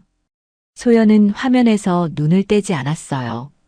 남편이 두 다리를 잃고 빈민가에서 숨어 지내면서도 이것 하나를 놓지 않은 이유가 이제야 온전히 느껴졌습니다. 두 사람이 국밥집을 나선 것은 밤 11시가 넘어서였어요. 소연은 차에 오르기 전 휴대전화 화면을 열었습니다. 병원 앱에 남편의 심박수 그래프가 실시간으로 표시되고 있었어요. 선이 오르내리고 있었습니다. 살아있다는 뜻이었어요. 소연은 그 선을 손가락 끝으로 한번 쓸었습니다. 차갑고 매끄러운 화면의 감촉이 손끝에 닿았어요. 기다려요. 내가 갈게요. 차가 서해 방향으로 출발했습니다. 차창 밖으로 어둠이 흘렀어요. 소연은 남편의 심박수 화면을 손에 쥔 채 창밖을 바라보았습니다. 차학수의 목소리가 귓가에서 맴돌았어요. 허튼 짓 하면 내 남편은 죽어. 그 말이 어둠 속 차 안에서 맴돌고 또 맴돌았습니다. 새벽 4시였습니다. 서해안 어촌 마을은 안개에 잠겨 있었어요. 차가 좁은 비포장길 끝에 멈추었습니다. 소연은 차 문을 열었어요. 바닷바람이 얼굴을 때렸습니다. 소금기와 생선 비린내가 섞인 바람이었어요. 소연은 그 냄새를 그냥 맡았습니다. 이 마을 어딘가에 7년 전 그 밤의 진실을 아는 사람이 살고 있었어요. 그 생각 하나가 새벽 내내 소연의 눈을 뜨게 했습니다. 낚시터는 마을 끝 물 창고 옆에 있었어요. 허름한 천막 아래 낡은 의자 하나, 그 위에 남자가 앉아 있었습니다. 박 씨였어요. 60살은 넘어 보였고 깡마른 어깨에 낡은 점퍼를 걸치고 있었습니다. 낚싯대를 쥔 손이 가늘었어요. 소연과 최 실장이 다가가자 박 씨의 어깨가 굳었습니다. 낚싯대를 내려놓으며 몸을 일으켰어요. 누구요? 여기서 당장 나가요. 목소리가 갈라져 있었습니다. 두려움을 오래 품고 산 사람의 목소리였어요. 소연이 한 발짝 다가가려는 순간 안개 속에서 발소리가 들렸습니다. 한 명이 아니었어요. 최 실장이 소연의 앞을 막아섰습니다. 차학수가 보낸 남자들이었어요. 둘이었습니다. 최 실장이 움직인 것은 그 다음 순간이었어요. 소연은 그 짧은 시간 동안 눈을 감았다가 뜨는 것 외에 아무것도 하지 못했습니다. 남자들이 쓰러졌어요. 최 실장이 소연 곁으로 돌아왔습니다. 박 씨가 천막 기둥을 붙잡은 채 그 장면을 보고 있었어요. 손이 떨리고 있었습니다. 소연과 눈이 마주쳤어요. 박 씨의 눈 안에서 무언가가 흔들렸습니다. 아주 오래 두 사람은 그 자리에 서 있었어요. 새벽 안개가 천막 아래까지 흘러들어왔습니다. 박 씨가 먼저 무릎을 꿇었어요. 차가운 흙바닥에 무릎이 닿는 소리가 났습니다. 소연은 그 소리에 숨을 멈추었어요. 박 씨의 머리가 낮아졌습니다. 목이 잠긴 목소리로 말하기 시작했어요. 7년 전 차학수에게 의뢰를 받은 것은 맞았습니다. 차를 밀어 낭떠러지로 보내는 일이었어요. 하지만 차가 떨어진 뒤 불길 속에서 사람이 기어나오는 것을 보았습니다. 강은호였어요. 두 다리가 으스러진 채로 그래도 살아 있었습니다. 박 씨는 그를 차학수에게 신고하지 않았어요. 폐가 하나를 알고 있었거든요. 마을 사람도 잘 모르는 곳이었습니다. 그리로 옮겨두었어요. 소연의 발끝이 흙바닥에 박혔습니다. 숨이 제대로 쉬어지지 않았어요. 박 씨의 목소리가 더 낮아졌습니다. 아이 이야기를 꺼낼 때였어요. 2017년 봄이었습니다. 차학수의 두 번째 지시가 떨어진 날이었어요. 아이를 없애라는 것이었습니다. 박 씨는 병원에서 아이를 받아들었어요. 갓 태어난 아이였습니다. 아직 눈도 제대로 뜨지 못한 아이였어요. 박 씨는 그 아이를 안고 한동안 서 있었습니다. 차학수에게 전화를 걸어야 했어요. 그런데 발이 움직이지 않았습니다. 아이가 손가락을 쥐었거든요. 박 씨의 손가락 하나를 작고 차가운 손으로 꽉 쥐었습니다. 박 씨는 폐가로 갔어요. 자신이 강은호를 숨겨둔 그 폐가로요. 문을 열었을 때 안은 어두웠습니다. 겨울이었어요. 폐가 바닥은 차갑고 거친 시멘트였고 낡은 담요 한 장이 구석에 놓여 있었습니다. 박 씨가 들어서는 소리를 듣고 어둠 속에서 움직임이 있었어요. 강은호였습니다. 두 다리를 쓰지 못하는 몸으로 두 팔로 시멘트 바닥을 짚으며 이쪽으로 기어오고 있었어요. 박 씨가 안고 있는 것이 무엇인지 알아본 것이었습니다. 강은호가 아이를 받아 안았어요. 두 팔로 꼭 끌어안았습니다. 그리고 박 씨의 신발 위에 이마를 대고 울었어요. 고맙습니다. 고맙습니다. 그 말을 수백 번 되풀이했습니다. 목이 쉬어서 소리가 나오지 않을 때까지요. 박 씨는 그 자리에서 발을 빼지 못했습니다. 신발 위로 떨어지는 눈물이 너무 뜨거웠거든요. 소연은 손으로 입을 막았어요. 눈물이 손등 위로 흘러내렸습니다. 강은호는 그날 박 씨에게 딱 하나를 부탁했습니다. 목소리가 갈라진 채로 숨을 몰아쉬며 말했어요. 소연에게는 절대 알리지 마세요. 내가 살아있다는 걸 알면 그 사람이 찾아올 거예요. 차학수가 알게 되면 그 사람이 위험해져요. 내가 평생 지옥에서 살 테니 그 사람만은 지켜주세요. 박 씨는 그 말을 듣고 아무 대답도 하지 못했습니다. 그냥 고개를 끄덕였어요. 문을 닫고 나오는 내내 등 뒤에서 아이 울음소리가 들렸습니다. 강은호가 아이를 달래는 소리도 들렸어요. 으스러진 다리로 시멘트 바닥에 앉아 그래도 아이만은 따뜻하게 안고 있는 사람의 소리였습니다. 소연은 그 자리에 주저앉았습니다. 무릎이 흙바닥에 닿았어요. 차가운 감촉이 무릎뼈를 타고 스며들었지만 그것이 아팠는지 아닌지 소연은 알지 못했습니다. 소리가 나왔어요. 소리를 내려 한 것이 아니었습니다. 가슴 안에서 무언가가 터지듯 빠져나왔어요. 소연이 수면제를 삼키며 겨우 아침을 맞고 우울증 약 없이는 하루도 버티지 못하던 그 7년 동안 남편은 으스러진 두 다리로 시멘트 바닥을 기어다니며 딸을 키워왔다는 것이었습니다. 소연에게 알리지 않기 위해서요. 소연이 찾아올까봐, 그래서 소연이 위험해질까봐. 그 사람은 지옥 같은 날들을 스스로 선택했던 것이었어요. 소연은 손바닥으로 입을 막아도 소리가 새어나왔습니다. 새벽 낚시터에 안개 속에 소연의 울음소리가 번졌어요. 한참 후였습니다. 소연은 눈물을 닦고 고개를 들었어요. 박 씨가 여전히 무릎을 꿇고 있었습니다. 소연은 입술을 단단히 다물었어요. 그리고 휴대전화를 꺼내 화면 하나를 박 씨 앞에 내밀었습니다. 차학수가 조인식 직후 박 씨를 제거하려 한다는 지시 문서였어요. 박 씨의 얼굴이 굳었습니다. 소연이 말했어요. 목소리가 떨렸지만 끊어지지 않았습니다. 내일 조인식장에 나와주세요. 증언해 주시면 당신도 살고 내 남편도 삽니다. 박 씨가 눈을 감았어요. 오래 있었습니다. 그리고 천천히 고개를 끄덕였어요. 최 실장이 노트북을 펼쳤습니다. USB 속 장부 파일이었어요. 1,000억 원대 비자금, 이체 내역, 통화 녹취, 지시 문서. 주요 언론사 이메일 주소가 화면 가득 떴습니다. 예약 전송 시각을 내일 오전 10시로 설정했어요. 조인식이 시작되는 시각이었습니다. 소연이 전송 버튼을 눌렀어요. 화면에 예약 완료 문구가 떴습니다. 차학수의 목에 밧줄이 걸렸습니다. 소연이 그 줄의 끝을 쥔 것이었어요. 병원으로 돌아온 것은 새벽 6시가 조금 넘어서였습니다. 중환자실은 조용했어요. 소연은 유리문 앞에 서서 안을 바라보았습니다. 남편이 병상에 누워 있었어요. 기계가 규칙적으로 소리를 내고 있었습니다.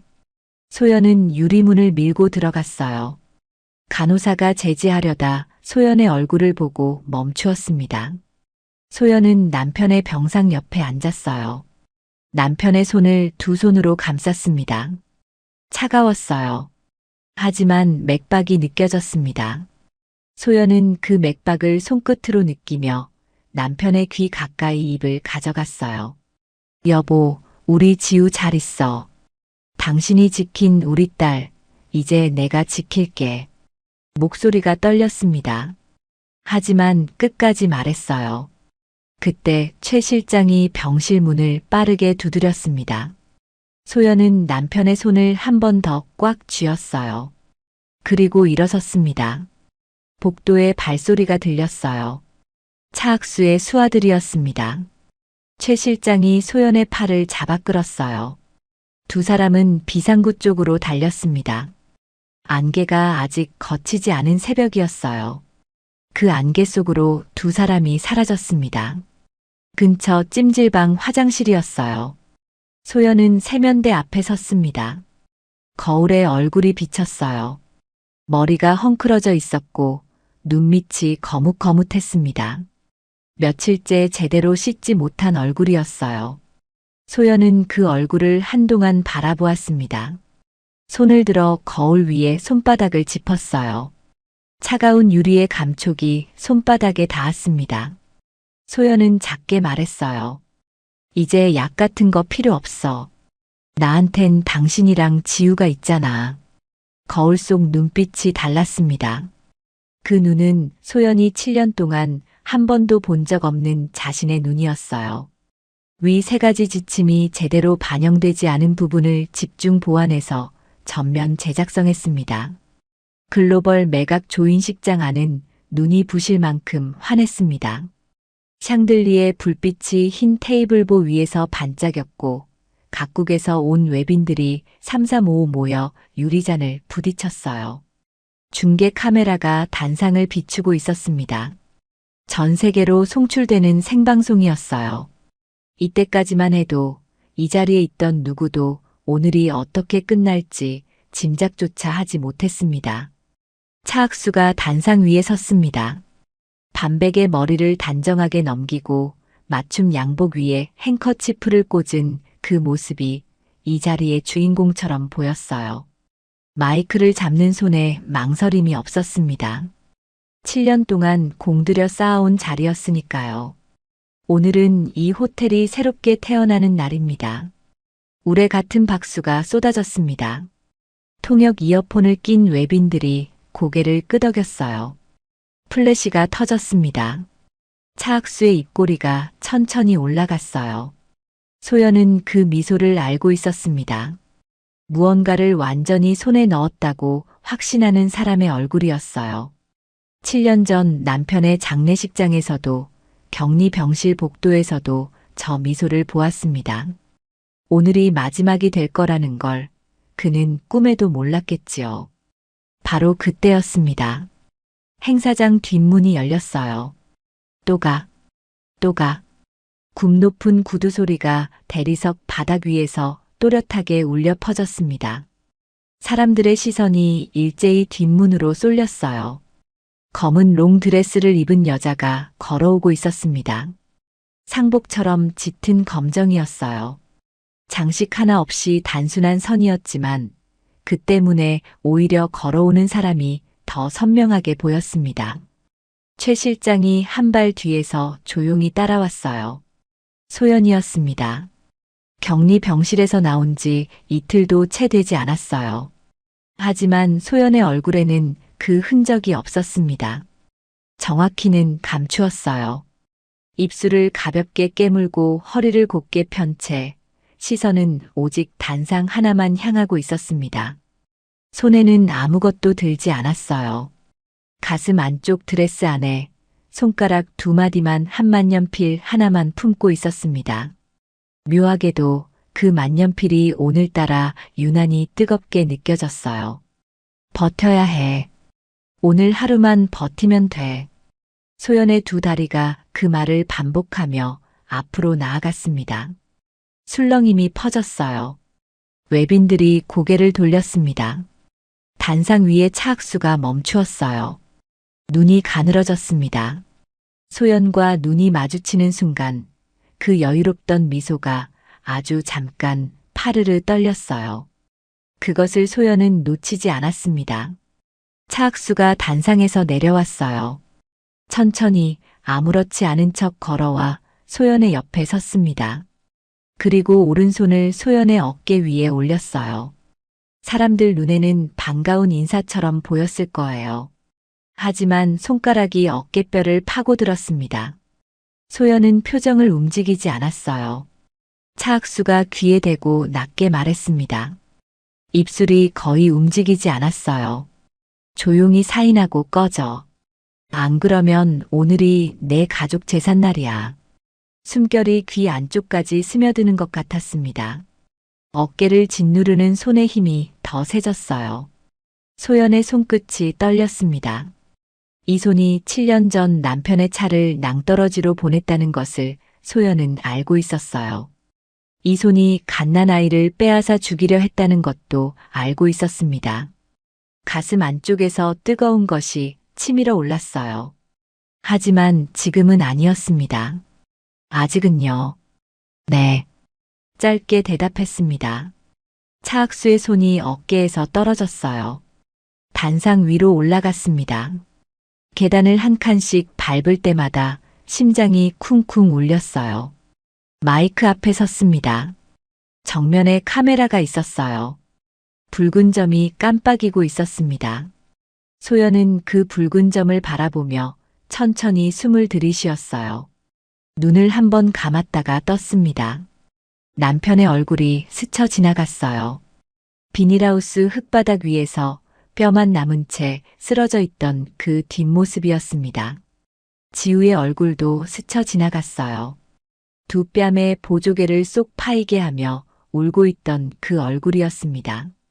소연은 역게 미소 지었어요. 카메라를 향해서요. 차학수가 계약서를 들고 단상 옆에 섰습니다. 보조 직원이 서명용 펜을 쟁반 위에 올려 소연 앞으로 내밀었어요. 반짝이는 은색 펜이었습니다. 소연은 그것을 받아들었어요. 손바닥에 펜의 무게가 느껴졌습니다. 잠깐이었어요. 소연은 그 은색 펜 대신 드레스 안쪽에서 다른 것을 꺼냈습니다. 낡고 끝이 그을리고 작은 다이아몬드 하나가 박힌 만년필이었어요. 카메라를 향해 천천히 들어 올렸습니다. 렌즈가 그것을 포착했어요.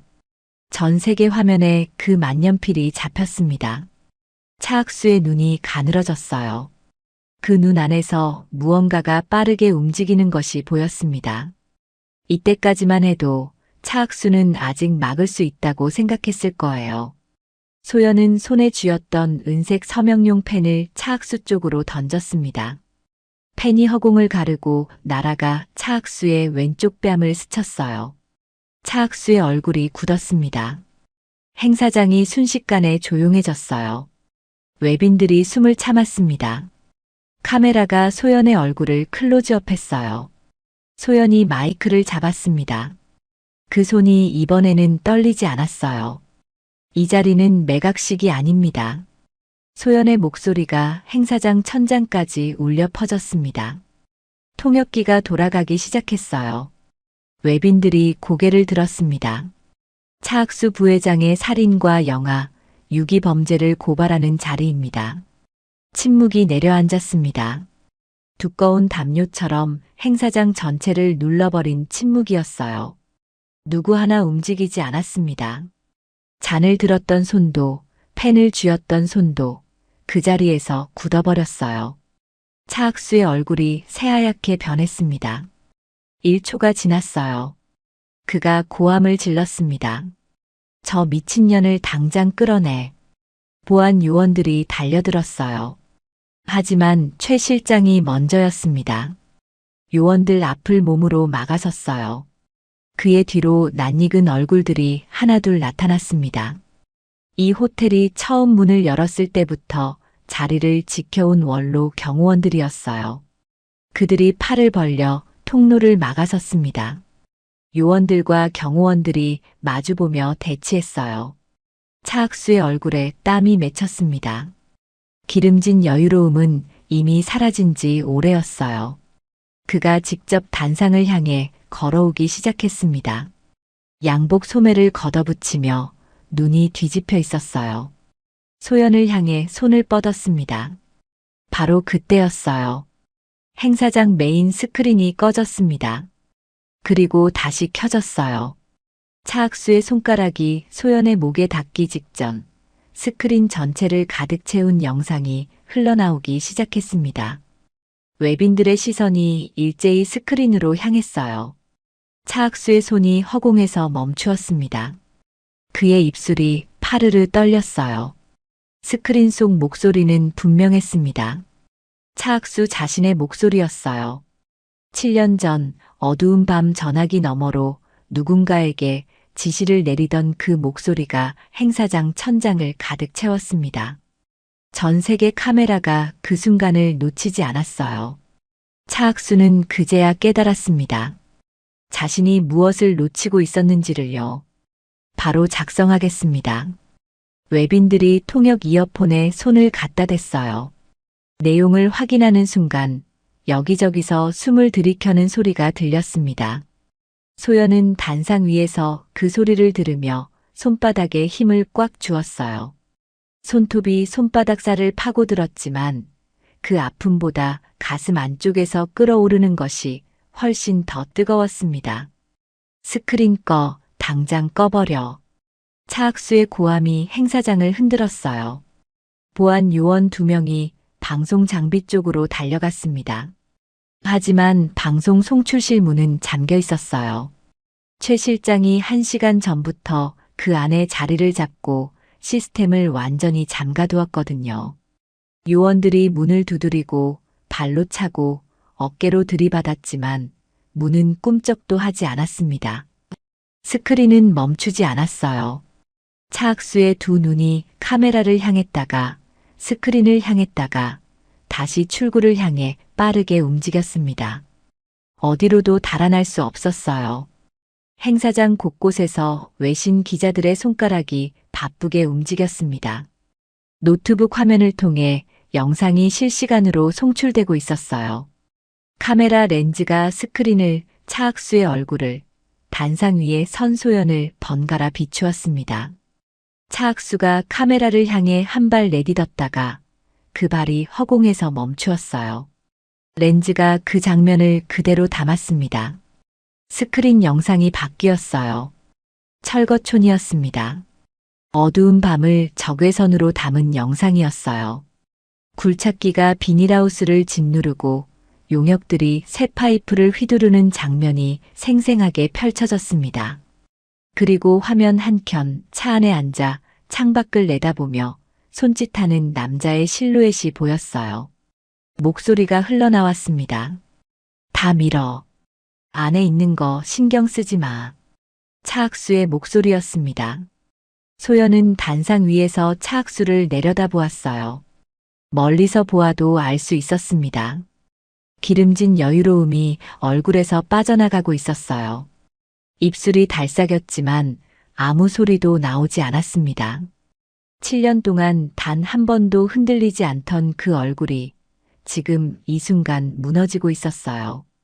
소연은 그 얼굴에서 눈을 떼지 않았습니다. 바로 그때였습니다. 행사장 뒷문이 열렸어요. 삐걱 소리와 함께 휠체어 하나가 들어왔습니다. 바퀴가 대리석 바닥 위를 천천히 굴러왔어요. 사람들의 시선이 일제히 그쪽으로 쏠렸습니다. 휠체어에 탄 남자는 60대로 보였어요. 낡은 점퍼를 입고 두 손을 무릎 위에 가지런히 올려놓은 채 고개를 깊이 숙이고 있었습니다. 아무도 저 사람이 누구인지 몰랐어요. 하지만 차학수만은 달랐습니다. 그의 두 눈이 휠체어를 향하는 순간 얼굴 전체가 돌처럼 굳었어요. 박 씨가 마이크 앞으로 다가왔습니다. 떨리는 두 손이 마이크 받침대를 잡았어요. 고개를 천천히 들었습니다. 카메라가 그 얼굴을 비추었어요. 눈이 벌겋게 부어 있었습니다. 아랫입술이 몇 번이나 달싹이다가 가까스로 소리가 나왔어요. 제가 차학수 부회장의 지시로 사람을 죽이려 했습니다.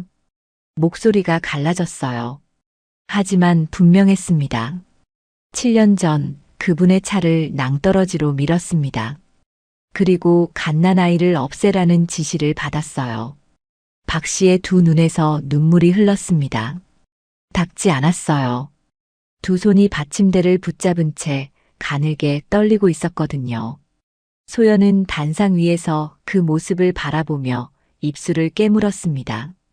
저 떨림이 무엇인지 알았어요. 7년을 두려움 속에 숨어 살았던 사람이 마지막 용기를 쥐어짜는 떨림이었습니다. 그 순간이었어요. 외신 기자들의 노트북에서 동시에 알림음이 울렸습니다. 여기저기서 화면을 들여다보는 손길이 바빠졌어요. 첨부 파일을 여는 순간 기자들의 손가락이 하나둘 멈추었습니다. 1,000억 원대 비자금 장부였어요. 통화 녹취 파일, 차량 위치 기록, 지시 문자 메시지, 보험 서류까지 한꺼번에 담겨 있었습니다. 남편이 두 다리가 썩어가는 동안에도 가슴에 품고 지켜온 것들이었어요. 소연은 그것이 세상 밖으로 나오는 순간을 두 눈으로 지켜보았습니다. 손바닥이 땀으로 젖었지만 시선은 흔들리지 않았어요. 차학수가 뒤로 물러섰습니다. 한 걸음, 또 한 걸음.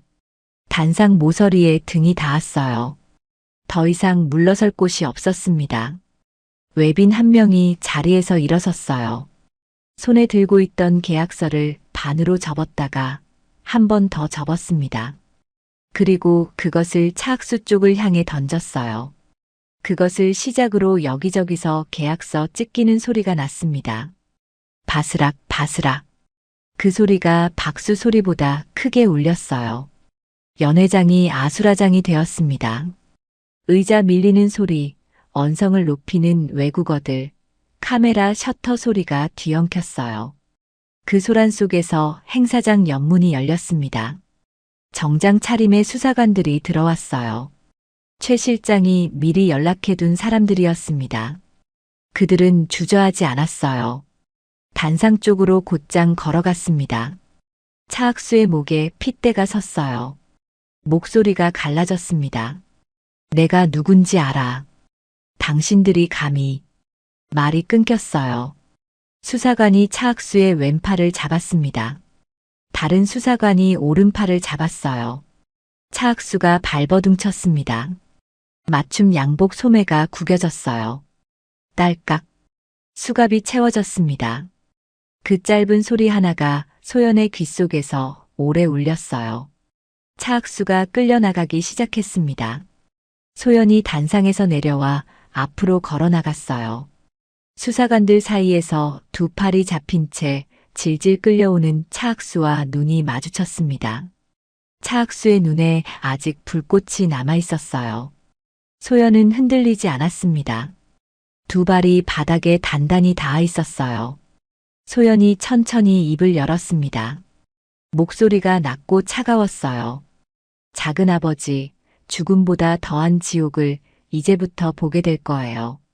차학수의 입술이 달싹였습니다. 하지만 아무 말도 나오지 않았어요.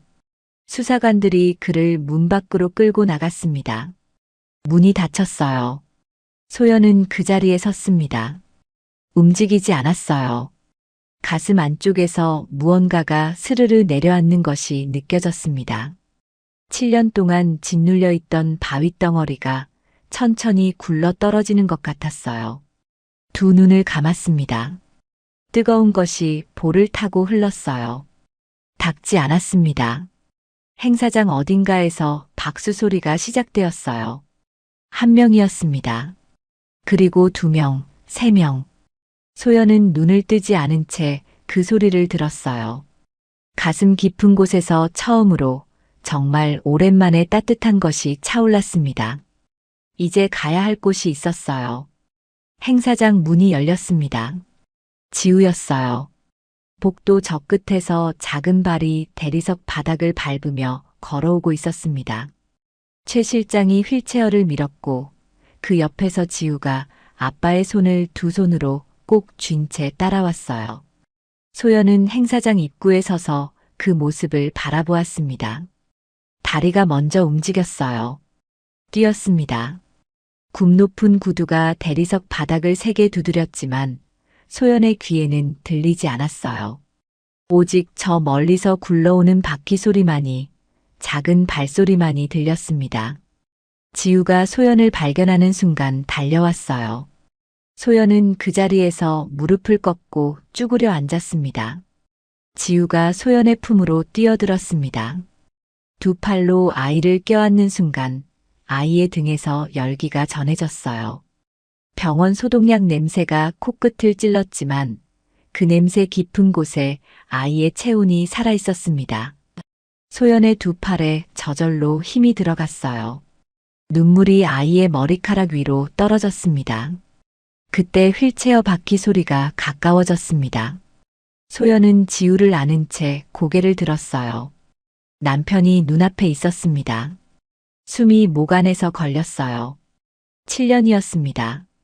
7년 동안 사진 속에서만 보았던 얼굴이 지금 손을 뻗으면 닿을 거리에 있었어요. 하지만 소연의 손이 움직이지 않았습니다. 눈앞의 얼굴이 기억 속의 얼굴과 너무 달랐거든요. 뺨이 움푹 꺼져 있었습니다. 눈 밑에 그늘이 깊었어요. 광대뼈가 드러날 만큼 살이 빠져 있었습니다. 목덜미는 소연의 손목보다 가늘어 보였어요.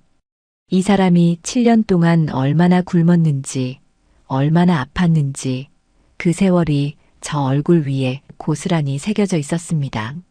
소연의 두 눈에서 눈물이 흘렀어요. 닦지 않았습니다. 그때 남편의 눈이 소연을 향했어요. 흐릿하고 힘없는 눈이었습니다. 하지만 그 안에 담긴 것만은 달라지지 않았어요. 소연을 바라보는 그 눈빛만은 7년 전 결혼식장에서 소연의 손을 잡으며 웃던 그 눈빛과 똑같았습니다. 소연은 그 눈빛을 보는 순간 다리에서 힘이 빠졌어요. 무릎이 바닥에 닿았습니다. 자갈이 깔린 차가운 바닥이었어요. 무릎뼈에 닿는 순간 뼈 깊은 곳까지 한기가 스쳤지만 소연은 느끼지 못했습니다. 무릎 걸음으로 휠체어 앞으로 다가갔어요. 두 손으로 남편의 무릎을 잡았습니다. 담요 아래로 느껴지는 감촉에 소연의 손가락이 굳었어요. 뼈였습니다. 살이 아니라 뼈가 손바닥에 닿았어요. 이 무릎으로 7년을 버텼구나. 이 다리로 지우를 업고 안고 살았구나. 소연은 그 무릎 위에 천천히 얼굴을 묻었습니다. 눈물이 담요를 적셨어요. 어깨가 흔들렸습니다. 소리를 참으려 입술을 깨물었지만 소용없었어요. 7년 동안 매일 밤 혼자 삼켰던 울음이, 약 기운에 억눌렀던 울음이 지금 이 자리에서 한꺼번에 쏟아져 나왔습니다. 떨리는 손이 소연의 머리 위로 내려왔어요. 처음에는 손가락 끝이 닿았습니다. 아주 가볍게 마치 소연이 진짜인지 확인하듯이요. 그리고 천천히 손바닥이 내려왔어요. 뼈만 남은 손이었습니다. 손가락 마디마디가 소연의 두피를 통해 느껴졌어요. 힘이 없었습니다. 아주 조금씩 머리카락을 쓸어내렸어요. 멈추지 않았습니다. 소연은 눈을 질끈 감았어요. 이 손의 감촉을 온몸으로 느끼고 싶었거든요. 이 손이 아직 살아있다는 것을, 이 온기가 진짜라는 것을요. 남편의 입술이 달싹였습니다. 목소리가 바람처럼 가늘었어요. 소연아, 우리 이제 안 헤어져도 돼. 소연의 어깨가 더 크게 흔들렸습니다. 지우가 소연의 등 뒤에서 두 팔을 돌려 소연을 안았어요. 7살짜리 아이의 두 팔이었습니다. 힘이 세지 않았어요. 하지만 그 온기가 등 전체로 번졌습니다. 세 사람이 그렇게 한 덩어리가 되었어요. 행사장 안에 아직 남아있던 사람들이 그 모습을 바라보았습니다. 아무도 말하지 않았어요. 아무도 움직이지 않았습니다. 최 실장이 한쪽에 서서 고개를 숙였어요. 58살의 그 남자가 소매로 눈가를 훔쳤습니다. 소매가 젖었어요. 고개를 들지 않았습니다. 그냥 그 자리에 서서 어깨를 들썩였어요. 호텔 직원 한 명이 박수를 쳤습니다. 그리고 또 한 명, 또 한 명. 조용하고 느린 박수였어요. 요란하지 않았습니다. 그래서 오히려 더 오래 울렸어요. 얼마나 지났을까요? 소연이 천천히 고개를 들었습니다. 눈이 퉁퉁 부어 있었어요. 볼이 눈물로 젖어 있었습니다. 그래도 입가에 옅은 미소가 걸려 있었어요. 소연은 남편의 손을 잡고 지우의 손을 잡았습니다. 그리고 세 사람이 함께 행사장을 나섰어요. 햇살이 쏟아졌습니다. 호텔 앞 작은 정원이었어요. 겨울이 끝나가고 있었습니다. 정원 한켠 나무가지에 작은 새순이 돋아나고 있었어요. 소연은 휠체어를 밀며 자갈 깔린 정원길을 천천히 걸었습니다. 7년 전에도 이 길을 걸었어요. 남편이 늘 소연의 손을 잡고 걷던 길이었습니다. 말없이 그냥 손만 잡고서요. 그 기억이 발바닥에서 올라오는 것 같았어요. 발걸음이 저절로 느려졌습니다. 지우가 소연의 앞에 섰어요. 두 손을 등 뒤로 감추었습니다. 뭔가를 숨기고 있는 얼굴이었어요. 소연이 눈썹을 살짝 올리자 지우가 수줍게 웃으며 손을 앞으로 내밀었습니다. 색종이 꽃목걸이였어요. 색종이를 손으로 찢어붙인 꽃잎들이 실에 깨어져 있었습니다. 삐뚤빼뚤했어요.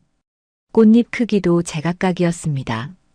병실 침대 위에서 아빠의 무릎 앞에 앉아 작은 손가락으로 하나하나 만들었을 아이의 모습이 눈앞에 그려졌어요. 소연의 눈이 따가워졌습니다. 지우가 까치발을 들어 소연의 목에 목걸이를 걸어주었어요. 작은 손가락이 소연의 목덜미를 간지렸습니다. 소연은 숨을 참았어요. 아이의 눈이 소연을 올려다보았습니다. 그 두 뺨에 보조개가 쏙 파였어요. 엄마, 이제 약 안 먹어도 되지? 우리가 있잖아. 소연의 두 눈에서 눈물이 흘렀습니다. 이번에는 소리가 나오지 않았어요. 그냥 볼을 타고 조용히 흘렀습니다. 소연은 아이를 끌어당겨 꽉 껴안았어요. 지우의 심장 소리가 느껴졌습니다. 쿵, 쿵. 빠르고 건강한 소리였어요. 소연이 한 손을 뻗었습니다. 남편의 손을 잡았어요. 그리고 지우의 손을 그 위에 포겠습니다. 세 사람의 손이 겹쳐졌어요. 소연이 그 손들을 두 손으로 감싸 쥐었습니다. 따뜻했어요. 세 사람 모두의 온기가 한 곳에 모여 있었습니다. 소연이 입을 열었어요. 목소리가 떨렸지만 또렷했습니다. 응. 이제 다시는 안 떨어져. 사랑해. 남편의 손에 힘이 들어왔어요. 약하고 가느다란 힘이었습니다. 하지만 소연은 느꼈어요. 그 손이 소연의 손을 꼭 쥐고 있다는 것을요. 세 사람의 뒷모습 위로 햇살이 내려앉았습니다. 정원 나무가지가 바람에 살랑였어요. 자갈 위로 세 사람의 그림자가 나란히 겹쳐졌습니다. 소연은 그제야 깨달았어요. 7년 동안 자신을 버티게 한 것이 무엇이었는지를요. 분노도 복수심도 아니었습니다. 다시 이 손을 잡을 수 있다는 그 한 가지 믿음이었어요. 그 믿음이 맞았습니다. 가슴속에 묻어둔 하지만 꼭 세상에 전하고 싶은 당신만의 소중한 사연이 있나요? 별에는 밤은 언제나 당신의 목소리에 귀를 기울입니다. 구독과 좋아요는 진실된 이야기를 이어가는 가장 큰 힘이 됩니다.